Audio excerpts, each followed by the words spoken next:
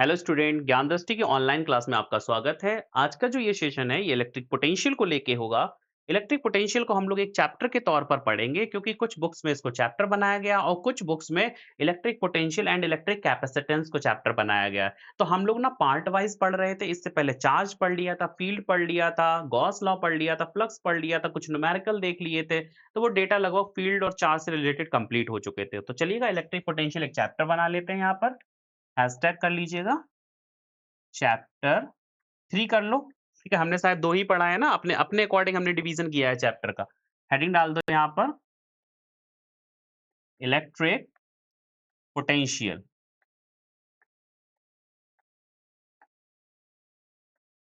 देखिएगा, electric potential अगर सही तौर पे समझी जाए तो ये एक प्रॉपर्टी होती है किसकी? इलेक्ट्रिक फील्ड की।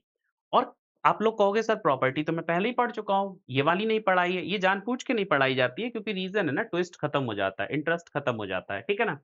तो ये ऐसी प्रॉपर्टी है, ये देखा गया कि अगर किसी भी फील्ड में, इलेक्ट्रिक फील्ड में कोई 2 पॉइंट आप चूज़ कर लो और उन 2 पॉइंट पर इलेक्ट्रिक फील्ड का अगर लाइन इंटीग्रल लिया जाए, 2 पॉइंट्स के लिए अगर फील्ड का लाइन इंटीग्रल लिया जाए, तो वो इंडिपेंडेंट ऑफ पाथ आया था, ठीक है ना? और इसी वैल्यू को हम लोग ना पोटेंशियल डिफरेंस कह देते हैं, ठीक है ना? कैसे? ज़रा एक छोटा-सा डेटा बना लेते हैं यहाँ पर सबसे पहले। ये आप ले लो क्या? एक्सिस ले लो, ये आपकी एक्स एक्सिस और ये वाई एक्सिस। और यहाँ पर एक चार्ज रखा है, बहुत आराम से समझने की कोशिश करेंगे। ये चार्ज रखा है और इसको ले ले रहे क्यू। इससे ना इलेक्ट्रिक फील्ड लाइन्स ओरिजिनेट होंगी आउटवर्ड डायरेक्शन में। क्यों? क्योंकि ये पॉजिटिव चार्ज है, ठीक है ना? तो यहाँ से फील्ड लाइन्स ऐसे निकल रही हैं, ये देखो मैंने निकाल दिया है, ठीक है? 3 ही रहने देते हैं, इधर भी तो आएँगी, तो उनको नहीं निकाल रहे क्योंकि ये इधर ना बोर्ड फिल हो जाएगा, ठीक है ना? तो हम लोग इतना ही रखते हैं। अब जो प्रॉपर्टी है उसको समझने की कोशिश करना। इस फील्ड लाइन्स पर हम लोग ना 2 पॉइंट्स ले ले रहे हैं। सपोज़ एक पॉइंट्स ले लिया ये ए यहाँ पर और एक ले लिया आपने बी यहाँ पर। अब ए और बी तक, ए से बी तक या बी से ए तक पहुँचने के लिए जो पॉसिबल पाथ हो सकते हैं उनको ट्रेस कर ले रहे हैं। चलो ज़रा, हम लोग ट्रेस कर ले रहे हैं कुछ पाथ को। सपोज़ एक पाथ ये हो गया, एक आपका ये हो गया, एक आपका ये हो गया, एक ये हो गया। इस टाइप से हमने 4 पाथ कर लिए। इनकी एरो भी कर दो। ए टू बी हम लोग जा रहे हैं। इसका नेम 1, इसको 2, इसको 3 और इसको 4। ये 4 पाथ हो गए। अब इन पे फ़ील्ड की वैल्यू भी अलग-अलग होगी, अलग-अलग पाथ के लिए, ठीक है? इलेक्ट्रिक अलग-अलग पॉइंट पर देखी जाए तो इलेक्ट्रिक फ़ील्ड इंटेंसिटी की वैल्यू भी अलग-अलग होगी। सपोज़ इसके लिए E1, E2, E3, E4 है, ठीक है ना? ऐसा मैं कंसीडर करके चलता हूँ। तब line integral of electric field intensity, ठीक है, between 2 points is independent of path, ऐसा आता है। कैसे? ज़रा इसको फिगर से लिखते हैं। फ्रॉम फिगर क्या देखा गया प्रैक्टिकली मैथमेटिक्स से देखा गया E1 डॉट dl। dl क्या है? छोटा-सा एलिमेंट ले लो कहीं पर, जैसे E1 के लिए लेना तो यहाँ पर ले लो आप dl, ठीक है? ऐसे ही छोटा-सा एलिमेंट लेके चले आएँगे सब में। For point A to B for path 1, ठीक है? Equal to for second path A to B limit है E2 dot dl equal to for third path limit है A to B E dot dl यानी कि E3 dot dl। Vector लगा लो, ठीक है ना? ये देखा गया कि अलग-अलग पाथ के लिए फील्ड इंटेंसिटी का लाइन इंटीग्रल इक्वल आ रहा था, यानी कांस्टेंट हो गया था बिटवीन 2 पॉइंट्स के लिए। कहने का मतलब है line integral of field intensity is independent of path. यही तो हो गया ना? तो इसी को नेम दे दिया गया क्या? Potential difference. पोटेंशियल डिफरेंस, ठीक है ना? इसको आप याद रखना, पोटेंशियल डिफरेंस यही होता है, ठीक है ना? और इसको हम लोग डेल्टा V से रिप्रेजेंट करते हैं, ठीक है? तो पोटेंशियल डिफरेंस का मतलब 2 पॉइंट्स का हो गया क्योंकि यहाँ पर देख रहे हो ना 2 पॉइंट्स लिए हैं ए एंड बी, ठीक है ना? और पोटेंशियल की बात की जाए तो पोटेंशियल एक सिंगल पॉइंट का होता है, लेकिन वहाँ भी डिफरेंस होता है इन्फिनिटी टू दैट पॉइंट का, ओके? क्योंकि इन्फिनिटी पर पोटेंशियल 0 माना जाता है, ऐसा होता ही है, ठीक है ना? तो अब इतना तो क्लियर हो गया। अब हम लोग इसकी वैल्यू निकाल लेते हैं, आखिर ई डॉट डीएल की वैल्यू कितनी आएगी, ऐसा ही एक डायग्राम बना के, ठीक है ना? तो हम लोग चलिएगा हेडिंग डाल देते हैं, calculation for calculation for line integral, line integral, INT integral, ठीक है? Calculation for line integral, line integral का हम लोग क्या कर ले रहे हैं, कैलकुलेशन कर ले रहे हैं, ठीक है ना? तो यहाँ पर भी हैशटैग ले लो। अब हम लोग क्या करते हैं, वैसा ही एक डायग्राम बनाते हैं, क्योंकि अब थोड़ा-सा बड़ा बनाना पड़ेगा डायग्राम, क्योंकि अब इंटीग्रल लेना पड़ेगा ना, तो थोड़ा वैल्यू भी दिखानी पड़ेंगी कैसी होंगी। ये आप लोग एक एक्स एक्सिस बना लो और एक हम लोग वाई एक्सिस बना लें। अब हम लोग ना चार्ज की जो फील्ड लाइन्स होंगी वो 2 ही निकालेंगे तो ज़्यादा सही होगा। 2 से 3 निकालेंगे, ज़्यादा नहीं निकालेंगे। ये हो गया क्यू, ठीक है ना? एक फील्ड लाइन्स इसकी ऐसे निकल गई और एक फील्ड लाइन्स इसकी ऐसे निकल गई, ठीक है? ये 2 ही निकाल रहे हैं, ज़्यादा नहीं निकाल रहे, क्योंकि फिर ना कॉम्प्लिकेशंस हो जाते हैं यहीं पर।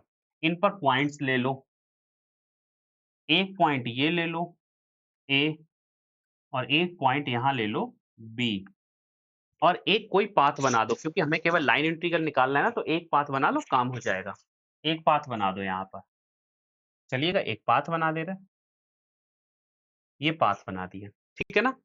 अब इस पर एक छोटा-सा एलिमेंट ले लो। चलिएगा, हम लोग ले लेते हैं एक छोटा-सा एलिमेंट। ये ले लिया यहाँ पर एक एलिमेंट और इसकी लेंथ कितनी होगी, डीएल। कितनी लेंथ का ले लिया, डीएल। जो एलिमेंट लिया है वो ओरिजिन से, ओरिजिन को आप ओ दे दो। ओरिजिन से कितने डिस्टेंस पर है ये भी रख दे रहे हैं। कितने डिस्टेंस पर है? ये ओरिजिन से कितने डिस्टेंस पर है, सपोज आर, और जो ए पॉइंट है वो हो जाएगा आपका आर ए डिस्टेंस पर, एरो भी लगाते चले जाओ, और ये जो हो जाएगा ये आर बी डिस्टेंस पर, ठीक है ना? कौन सा पॉइंट, ओ से लेके बी तक का, ठीक है? ध्यान से समझना। अब देखिएगा, ये जो वेक्टर गया है ना, ये भी तो फील्ड लाइन्स ही होंगे, तो इसको थोड़ा सा और आगे बढ़ा दो ऐसे, ठीक है? ये भी तो फील्ड लाइन्स होंगी। ये सी तक की डिस्टेंस हमने निकाली है, ये पॉइंट आप सी कर लो। ओ से लेके सी तक की डिस्टेंस आर है, ओ से लेके ए तक की डिस्टेंस आपकी आर ए है, ओ से लेके बी तक की डिस्टेंस आर बी है, क्योंकि हमें लाइन इंटीग्रल करना है, ठीक है ना? अब देखो, जो इलेक्ट्रिक फील्ड होगी इस पॉइंट पर, सी पॉइंट पर, वो कितनी ले ले रहे हैं, ई। किस पॉइंट पर, सी पॉइंट पर।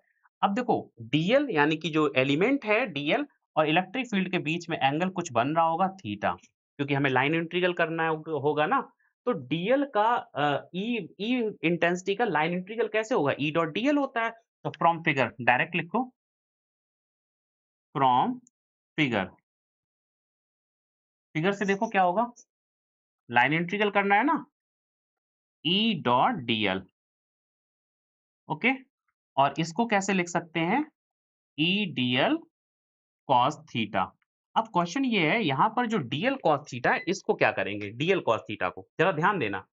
डीएल का अगर मैं इलेक्ट्रिक फील्ड डायरेक्शन में कंपोनेंट लूंगा तो क्या आएगा, डीएल कॉस थीटा, यानी कि अगर मैं इस डीएल एलिमेंट का इस डायरेक्शन में कंपोनेंट लूंगा तो इसकी ही वैल्यू कितनी होगी, डीएल कॉस थीटा, यही तो होगी ना।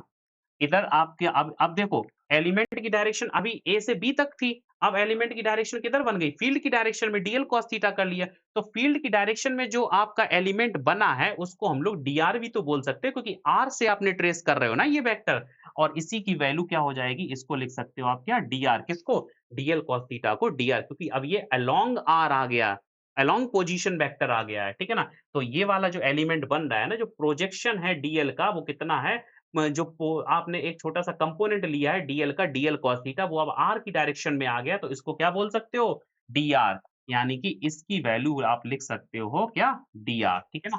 तो अब कुछ नहीं करना है, यहाँ पर थोड़ा-सा अभी फॉर्मूला सेट कर ले रहे हैं, ई डॉट डीआर, यानी कि अब आप वेक्टर हटा सकते हो, ठीक है ना? ई डीआर हो जाएगा। लिमिट लगानी है ए टू बी। अब आपको कुछ नहीं करना, वैल्यू पुट करना है। इस सी पॉइंट पर फील्ड इंटेंसिटी ई है, इसकी वैल्यू कितनी होगी, सी पॉइंट की चार्ज से डिस्टेंस आर है, तो फील्ड कितना आएगा, Q upon 4 pi epsilon naught R square, ठीक है ना? तो चलिएगा, इसको भी कर सकते हैं नेक्स्ट पेपर पे। कितना होगा यहाँ पर, ई की वैल्यू कितनी होगी, Q upon 4 pi epsilon naught into, sorry, R square into D R. अब आप समझ गए ना, ई डॉट डी एल कहाँ पर बदल गया, आपका डी आर में बदल गया। आप चाहो तो ऐसे भी लिख सकते हो, कैसे, ये जो आप बना के चल रहे हो ना, यहाँ पर लिख सकते हो क्या, E dot D L vector equal to इतना आ रहा है, ठीक है ना, इतना ही तो आ रहा है। अब कुछ नहीं, वैल्यू पुट कर लो, इंटीग्रल लगा दो यहाँ भी, लिमिट कितनी है ए टू बी, यानी कि ए की डिस्टेंस आपकी आर ए और बी की डिस्टेंस आपकी आर बी। ठीक है, ये आर ए है, ये आर बी है। ठीक है ना, अपर लिमिट आपकी, क्योंकि बाद में आप पहुंच रहे हैं ना बी पर, तो अपर लिमिट आर बी है, लोअर लिमिट आपकी आर ए है। तो कितना हो जाएगा डेटा, यहाँ पर कॉमन आया वो बाहर ले लो, मतलब जो कांस्टेंट है उसको बाहर ले लो, Q upon 4 pi epsilon naught R A to R B, यहाँ पर हो जाएगा 1 upon R square dot D R. ठीक है ना? 1 अपॉन आर स्क्वायर का इंटीग्रल कितना होगा? आर की पावर -2 हो जाएगा, 1 ऐड करो, -1 बचेगा, अपॉन में भी -1 आ जाएगा। ठीक है? तो आपको इंटीग्रल अगर ना आता हो तो मेरी इंटीग्रल वाली क्लास ले लीजिएगा, या अपने मैथमेटिक्स टीचर से थोड़ा-सा पढ़ लो, क्योंकि फिजिक्स बिना इंटीग्रल और डिफरेंशियल के नहीं चल पाएगी। बिना मैथमेटिक्स के फिर फिजिक्स जो है वो रन नहीं करती है। ठीक है ना? तो ज़रा यहाँ पर देखो कितना होगा, q upon 4 pi epsilon naught, integral कितना होगा? माइनस का 1 अपॉन r, तो ये बाहर ले लो माइनस का, और यहाँ लिमिट लगा दो R A to R B. अब upper limit minus lower limit, तो 1 upon R B minus 1 upon R A. तो यहाँ आप एक लाइन ट्रेस कर दो, कितना हो जाएगा? ये Q upon 4 pi epsilon naught as it is रखो, मतलब ई डॉट डी एल अगर निकल के आया है तो वो कितना आया है? Equal to the Q upon 4 pi epsilon naught, ठीक है ना, into 1 upon R A B, upper limit है ना, ब्रैकेट लगा दो, अपर लिमिट कितनी है? 1 upon R B minus 1 upon R A. ठीक है ना? अब आप चाहो तो माइनस अंदर ले जाओ, ये जो बाहर था ना माइनस, ये वाला माइनस, इसको आप अंदर ले जाओ, तो रिजल्ट कितना बनेगा? रिजल्ट बनेगा Q upon 4 pi epsilon naught 1 upon R A minus 1 upon R B. ठीक है ना? अब देखो, इसको भी अंदर ले जाओ, अलग-अलग कर लो, क्या हो जाएगा? Q upon 4 pi epsilon naught R A minus Q upon 4 pi epsilon naught R B. ठीक है ना? तो रिजल्ट कितना होगा यहाँ पर आप देख लो, इसको ही आपने पोटेंशियल डिफरेंस बोला था ना, तो ये पोटेंशियल एट पॉइंट ए, मतलब वी ए हो जाएगा, और ये हो जाएगा माइनस के वी ऑफ बी। इसी को बोलेंगे क्या? Potential difference, delta we. ठीक है ना?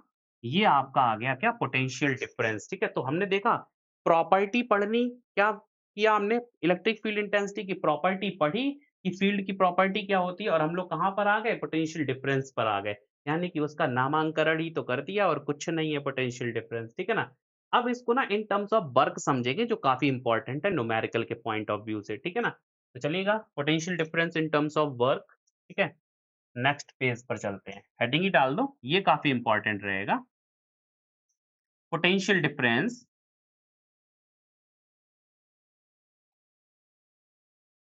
Potential difference in terms of work, in terms of work. ठीक है? अब देखो, वर्क करने के लिए आपको कुछ डिस्प्लेसमेंट लेना पड़ेगा। अभी जो हम लोग कर रहे थे ना, 2 पॉइंट्स पर जो पाथ बना रहे थे, ये वाला ए से बी तक। अब ये पाथ बनाया किसने है? भाई एक टेस्ट चार्ज ने ही तो बनाया होगा, क्यू नॉट ने। आप थोड़े यहाँ से यहाँ तक टहल के आए होगे। अब हम लोग वही पूरा कॉन्सेप्ट करेंगे, एक टेस्ट चार्ज को एक पॉइंट से दूसरे पॉइंट तक मूव कराएँगे, ठीक है ना? अब जो मूवमेंट कराया जाएगा ना, वही मूवमेंट में जो वर्क होगा ना चार्ज का वर्क होगा या फ़ील्ड का चार्ज पर वर्क होगा, ठीक है ना? देखो, चार्ज का वर्क कब होगा? जब आप ले जाके चार्ज को ऐसे करके बढ़ाओ, या चार्ज में खुद ही इतनी पावर आ जाए, वो खुद ही एक पॉइंट से दूसरे पॉइंट तक चल के चला जाए, मतलब उसके खुद के पैर हों। क्या चार्ज के तो पैर हैं नहीं, लेकिन फ़ील्ड ही तो एक पॉइंट से दूसरे पॉइंट तक कराएगी ना, तो जो वर्क आएगा ना, फ़ील्ड का आएगा। तो देखो ज़रा, हम लोग एक फिर से कॉन्सेप्ट क्रिएट करते हैं यहाँ पर, एक छोटा-सा डायग्राम बनाएँगे, कैसे? सपोज़ यहाँ पर एक पॉइंट चार्ज ले ले रहे हैं, ओ पॉइंट पर एक क्यू ले ले रहे हैं, ओके? और इसकी एक फ़ील्ड लाइन ले ले रहे हैं किसी रीज़न में, एक 2 पॉइंट्स ले ले रहे हैं, अभी फ़ील्ड लाइन्स नहीं ले रहे, क्या ले रहे हैं? 2 पॉइंट ले रहे हैं। एक पॉइंट ये है ए, और एक पॉइंट है बी, और ये जो दोनों ही पॉइंट हैं, ये बच्चे ध्यान रखना, ये इसके फ़ील्ड की रीज़न में ही है, मतलब जो चार्ज की फ़ील्ड है, उसी के रीज़न में है ये दोनों पॉइंट, ठीक है? अब आपको टारगेट दिया गया कि आप भाई एक छोटा-सा टेस्ट चार्ज यहाँ इन्फिनिटी पर रखे थे, क्यू नॉट कितनी डिस्टेंस पर? इन्फिनिटी पर, ठीक है ना? किससे? इन दोनों से ही डिस्टेंस है, कितनी है? इन्फिनिटी है। इस टेस्ट चार्ज को आप ए पर ले जाके रख दो। जैसे ही आप ए पर रखोगे, यहाँ पर सपोज़ इसको रखोगे, क्या देखा आपने इस क्यू नॉट पर एक फोर्स लगा, किसने लगाया? इस क्यू ने, और ये भाग गया बी की तरफ। किधर चला गया? ये यहाँ से भाग कर कहाँ पर आ गया? बी की तरफ चला आया, ठीक है ना? तो थोड़ा-सा डिस्प्लेसमेंट इसने भी किया है, ए से लेके बी तक जाने में, किया होगा ना? अब क्वेश्चन ये है, ए से बी तक क्या आप लेके गए या इसके खुद के पैर थे? नहीं। ये देखो पॉजिटिव चार्ज ही तो ओ पर रखा है, तो ओ ने क्यू नॉट को रिपेल कर दिया। यानी कि इसकी जो फील्ड लाइन्स होंगी वो सब ऐसी तरह से इधर निकल रही होंगी, ठीक है ना? सब डायरेक्शन में निकल रही होंगी, हम लोग ना इस डायरेक्शन की इम्पोर्टेंस समझते हैं, ठीक है ना? तो अब वर्क डन किसने किया? फील्ड लाइन्स ने किया है।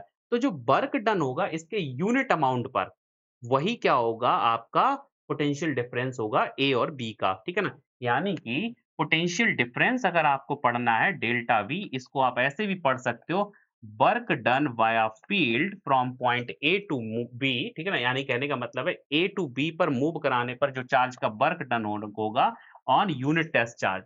यूनिट टेस्ट चार्ज का जो वर्क डन है ए से बी तक मूव कराने में, वही क्या होगा आपका पोटेंशियल डिफरेंस। ये हो जाएगी वर्क डन के यानी कि वर्क के कॉन्सेप्ट में डेफिनिशन। अब वर्क निकालो भाई कितना होगा, ए टू बी का वर्क कितना है, ठीक है ना? तो सबसे पहले कुछ कुछ नहीं करना है, ए टू बी वही इंटीग्रल करना पड़ेगा। आप ऐसा करो, जब चार्ज आपका ए पर आप क्यू नॉट लेके आए इन्फिनिटी से यहाँ पर, यानी इन्फिनिटी मतलब बहुत दूर। जब आप क्यू नॉट को ए पर लेके आए तो यहाँ पर जैसे ही छोड़ा तो ये उधर भाग गया। तो जब भागा, सपोज एट एनी इंस्टेंट देखा गया, ये यहाँ पर आ गया और कितना डिस्प्लेसमेंट लिया, और यहाँ पर डिस्टेंस कितनी थी इसकी? यहाँ से यहाँ तक की डिस्टेंस इसकी थी r, ठीक है? और इतने इसने डिस्प्लेसमेंट कितना ले लिया? dr का, थोड़ा-सा डिस्प्लेसमेंट ले लिया dr का, ठीक है? और a पॉइंट तक की डिस्टेंस हम लोग कितनी ले ले रहे? ra, यहाँ से लेके इसको पूरा कर दो। इतने तक की डिस्टेंस कितनी ले ले रहे? ra, ठीक है? और o से b तक की डिस्टेंस कितनी ले ले रहे? rb, ठीक है ना? O से B तक की डिस्टेंस RB, O से A तक की डिस्टेंस RA, और O से लेके इस पॉइंट तक की डिस्टेंस, इस पॉइंट का नेम कर दो C, ठीक है? O से लेके C तक की डिस्टेंस हम लोगों ने ले लिया R।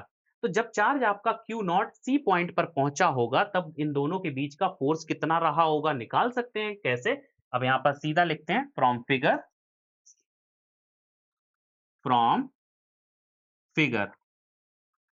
ठीक है? F इक्वल टू कितना होगा फ़ोर्स? क्यू नॉट पर फ़ोर्स कितना होगा? यहाँ से O से लेके C तक का, ठीक है? तो फ़ोर्स कितना होगा? Q Q naught upon 4 pi epsilon naught R square, यही तो होगा ना भाई, force between two point charge. देखो पॉइंट चार्ज यहाँ रखा है, लेकिन जब यहाँ आया होगा ना तो डिस्टेंस कितनी हो गई, यहाँ लिख लो, सपोज वर्चुअली फॉर्म में लिख लो क्यू नॉट, ये आ गया, ठीक है ना? तो कितना यहाँ पर जब आया होगा तो डिस्टेंस आपकी आर रही होगी ना, तो force between two point charge Q Q naught upon 4 pi epsilon naught R square ही तो होगा ना। बस ये फोर्स आ गया। अब जो डिस्प्लेसमेंट डी आर कर रहा है, ये फोर्स इंटू डिस्प्लेसमेंट, यही तो आपका वर्क डन होता है। अब देखो डिस्प्लेसमेंट भी इधर ही हुआ होगा, फोर्स भी इधर ही लग रहा होगा, यानी कि डिस्प्लेसमेंट की डायरेक्शन इधर है और फोर्स की डायरेक्शन भी इधर ही है। तो दोनों का एंगल सेम है, जीरो एंगल है, मतलब डायरेक्शन सेम है, जीरो एंगल है, तो कुछ नहीं, एफ डॉट डी आर लिख दो यहाँ पर, ठीक है? अब आपका यहाँ पर आ जाएगा क्या, आप लोग क्या निकाल रहे हो? डब्ल्यू ए बी निकाल रहे हो ना यहाँ पर, डब्ल्यू ए बी निकाल लो। डब्ल्यू ए बी कितना हो जाएगा? ए टू बी मूवमेंट हुआ है कि हाँ, मूव में फील्ड ने इलेक्ट्रिक फील्ड में कहाँ से कहाँ तक मूव करा है? ए से लेके बी तक। तो फोर्स डॉट डी आर, यही तो होगा ना? आप वेक्टर लगा लो यहाँ पर, लेकिन वो एंगल तो जीरो है ना, कोई दिक्कत नहीं है। इक्वल टू द फोर्स की वैल्यू लिख लो, Q upon 4 pi epsilon naught R square D R. A की जो लिमिट है वो आर ए है, बी की लिमिट कितनी है? आर बी है, यही तो है ना? अपर लिमिट आपकी आर बी है, लोअर लिमिट आपकी आर ए है। अब कितना हो जाएगा, जो कॉमन आए यानी कांस्टेंट को बाहर ले लो, Q upon 4 pi epsilon naught integral of 1 upon R square, lower limit R A, upper limit आपकी R B dot D R, ठीक है ना? यहाँ पर एक लाइन ट्रेस कर लो। अब क्या होगा, q upon 4 pi epsilon naught तो बाहर ही है, 1 अपॉन आर स्क्वायर का इंटीग्रल माइनस का 1 अपॉन आर, तो माइनस का q upon 4 pi epsilon naught as it is रखो, इसका हो जाएगा 1 अपॉन आर, और यहाँ लिमिट लगा दीजिएगा, lower limit R A, upper limit R B. ये वर्क किसका है? Work done by field on charge Q naught. ये वर्क डन बाय फील्ड है, क्योंकि चार्ज के खुद के पैर नहीं होते हैं, ठीक है? आप यहाँ पर लिख दो, अपर लिमिट आर बी है तो इसको सॉल्व कर लो, Q upon 4 pi epsilon naught, बच्चे माइनस लगा रहने देना, ओके। अपर लिमिट कितनी है आरवी, तो 1 upon R B minus lower limit 1 upon R A, ठीक है ना। कितना हो जाएगा, माइनस को चाहो तो अंदर ले जाओ, तो कितना हो जाएगा क्यू अपॉन 4 पाई। बच्चे एक यहाँ पर टेस्ट चार्ज और होगा, एक मिनट, ये गलती कर रहे हो, क्यू नॉट भी तो है।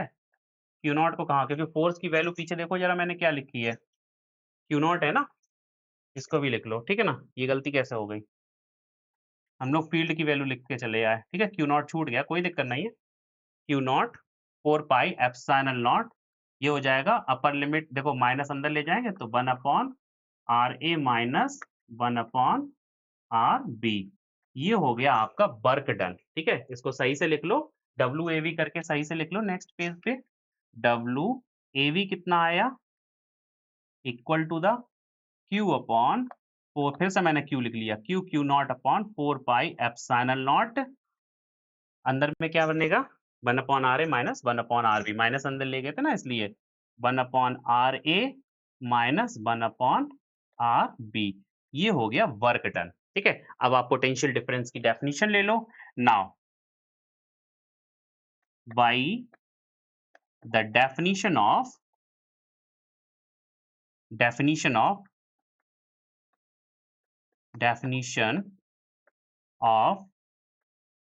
potential difference,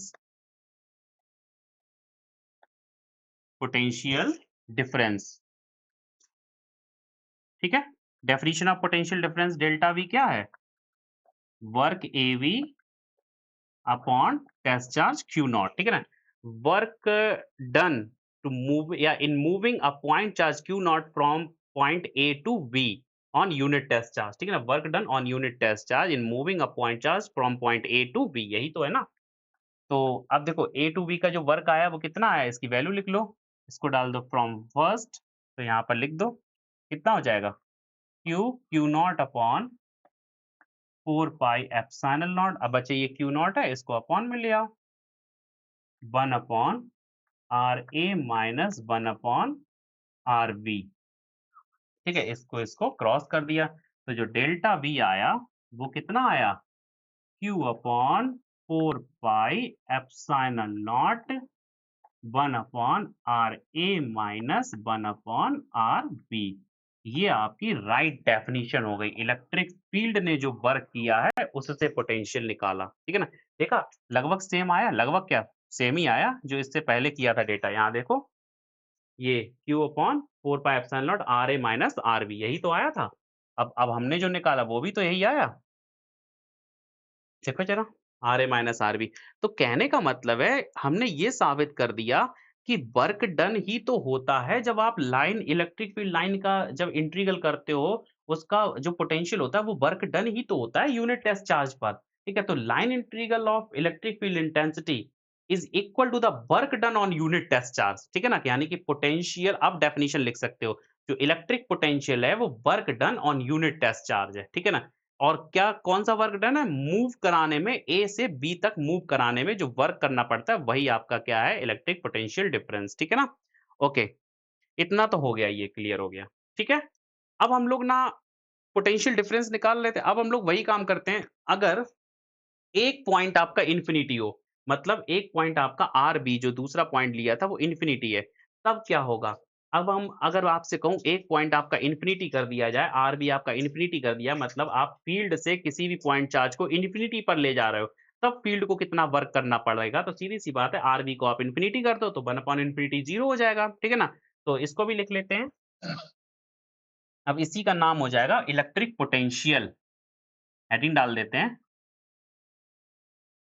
इलेक्ट्रिक पोटेंशियल, ठीक है। अब इलेक्ट्रिक पोटेंशियल कैसे निकालेंगे, due to a point charge, यहां पर लिख लो due to a point charge,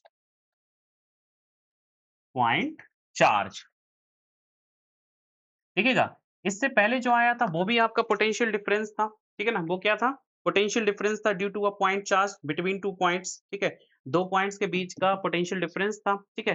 और जो अब आ रहा है वो भी आपका पॉइंट चार्ज की पोटेंशियल आएगा, ठीक है ना? अब यहाँ पर पोटेंशियल डिफरेंस और पोटेंशियल में आप डिफरेंस थोड़ा-सा समझ लीजिएगा, उसके बाद हम दोनों की डेफिनिशन एक साथ लिख देंगे, ठीक है ना? तो चलिएगा वही कहानी फिर से करते हैं। कैसे? एक पॉइंट चार्ज ले ले रहे हैं ये Q और इससे कुछ डिस्टेंस r पर एक पॉइंट है P और यहाँ पर आपको पोटेंशियल फाइंड आउट करना है। तब आप क्या करो, आपको वही काम करना है वर्क डन या तो कोई टेस्ट चार्ज यहाँ रख दो और ये देखो इस टेस्ट चार्ज को यहाँ से इन्फिनिटी तक ले जाने में कितना वर्क करना पड़ता है, ठीक है? यहाँ से इन्फिनिटी पर ले जाने में कितना वर्क करना पड़ता है। तो चलिएगा एक टेस्ट चार्ज हमने यहाँ पर रख दिया Q नॉट। अब इसको हमें भगाना है। कहाँ भगाना है? इन्फिनिटी पर, ठीक है? कहाँ भगाना है? इन्फिनिटी पर। तो ये देखो P से इन्फिनिटी तक ले जाने में कितना वर्क करना पड़ेगा क्योंकि अब 2 पॉइंट्स नहीं है, 1 पॉइंट इन्फिनिटी कर लो तभी आपका यहाँ का पोटेंशियल आ जाएगा। ओके? तो चलिएगा यहाँ पर लिखते हैं now work done on moving a point charge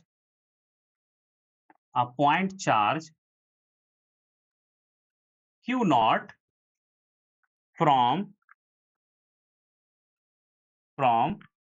point P to infinity। ये वर्क डन हमें निकालना है। ओके? तो अब ये वर्क डन हम लोग सिर्फ इतना लिख दे रहे हैं, WP मान ले रहे हैं या W कंसीडर कर ले रहे हैं। तो कितना होगा ये वर्क डन?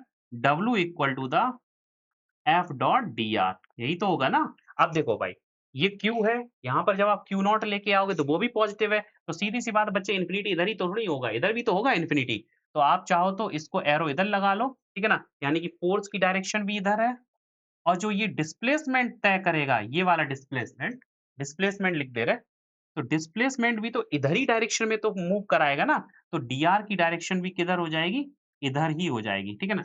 F की डायरेक्शन भी उधर है जिस साइड आपकी फ़ोर्स की डायरेक्शन है, यानी दोनों के बीच का एंगल 0 है, तो आप F डॉट dr को आप Fdr भी लिख सकते हो, यानी कि अगर इन पर वेक्टर लगाया जाए, तो इसको और कैसे लिख सकते हो? Fdr cos थीटा, cos 0 आपका 1 हो जाएगा।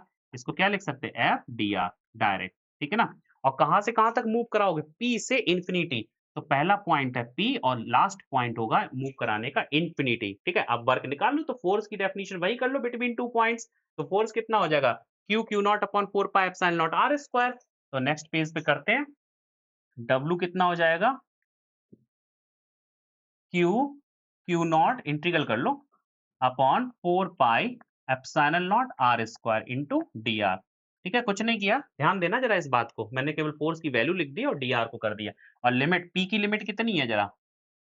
यहाँ पर देखो, P पॉइंट की लिमिट कितनी ले लो? R ले लो। ये ना बहुत पास है, dr भी R पर है या चाहो तो इसको RP कर लो। कितना कर लो? ये जो है ना R, ये डिस्टेंस यहाँ तक की कर लो आप R और ये यहाँ से लेके यहाँ तक की कितनी कर लो RP, ठीक है? आपको थोड़ा-सा वेरिएशन भी होना चाहिए, ठीक है ना? तो dr जो डिस्प्लेसमेंट है ना, यानी कि यहाँ से ही तो इधर गया होगा, तो डिस्प्लेसमेंट पर जो dr एलिमेंट है, उसका डिस्टेंस R कर ले रहा है और RP कर ले रहा है P पॉइंट की। तब थोड़ा-सा वेरिएशन आ जाएगा। आप चाहो तो R कर लो, कोई दिक्कत नहीं है। यहाँ पर हो जाएगा लोअर लिमिट RP और अपर लिमिट हो जाएगी इन्फिनिटी, ठीक है? बाद में RP equal to the R रख देंगे तो एक स्टैंडर्ड फॉर्म आ जाएगी। W इक्वल टू द आपको Q नॉट बाहर लेना पड़ेगा। Q not upon 4 pi epsilon naught बाहर ले लो। Integral of RP to infinity 1 upon R square dr, ठीक है ना? अब कितना बचेगा? W equal to the Q not upon 4 pi epsilon naught 1 upon R square का इंटीग्रल माइनस का 1 अपॉन R, लिमिट लगा दो RP लोअर लिमिट और अपर लिमिट इन्फिनिटी। वैल्यू लिखोगे अपर लिमिट माइनस लोअर लिमिट, ठीक है? तो यहाँ पर एक लाइन कर लो, ये माइनस को अंदर बाद में भेज देंगे। W equal to the Q not upon 4 pi epsilon naught, bracket बनाओ, अपर लिमिट कितना है? इन्फिनिटी, तो 1 upon infinity minus 1 upon RP, lower limit आपकी RP है ना? माइनस को अंदर भेज दो बच्चे, यहाँ पर माइनस लगाओ तो तभी तो अंदर भेजोगे ये वाला, ठीक है? ये छोटी-मोटी मिस्टेक ना ध्यान देना, ये मत सोचना कि अरे टीचर ही बेकार है, इस छोटी-मोटी मिस्टेक करता है। अरे भाई ये अगर स्पीड में नहीं चलेंगे ना तो थोड़ा-सा डेटा भी क्लियर नहीं कर पाएँगे क्योंकि हमें ज़्यादा से ज़्यादा डेटा देना पड़ेगा, कम से कम टाइम इंटरवल में।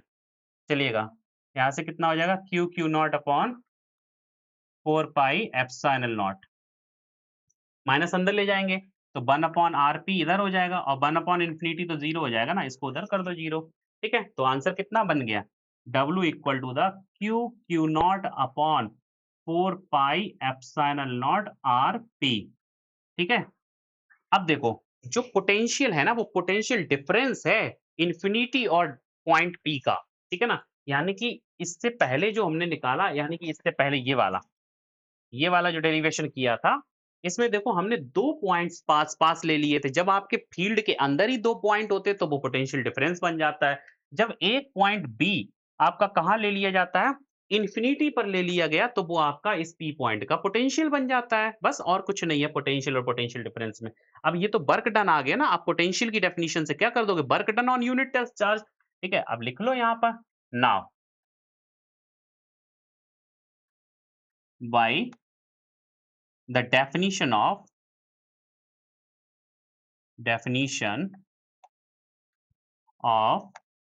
Potential,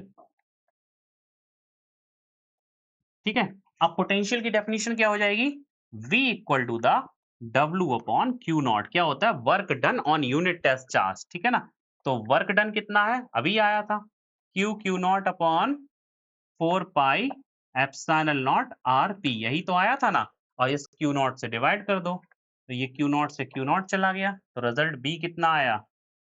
Q upon 4 pi epsilon naught RP, ठीक है?